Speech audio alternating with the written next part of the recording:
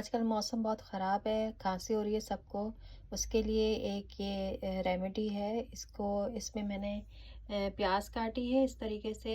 प्याज काटें और इसके अंदर कोई सा भी हनी जो आपके पास हो, असली होना चाहिए है, और वो मिक्स करें। टेबल स्पून मैंने लिया था, ये थोड़ा पतला हो गया, बहुत गाढ़ा था, और मैंने थोड़ी देर रखा है। ये तकरीबन आधे घंटे मैंने रखा है, तो ये हल्का सा इसने प्याज ने पानी छोड़ दिया है। अभी मज़ीद मैं रखूँगी कम से कम 1 घंटे। तो फिर उसके बाद आप इसको खाना खाने के बाद इसका सिरप पी लें, और उसके बाद कुछ ना खाएं।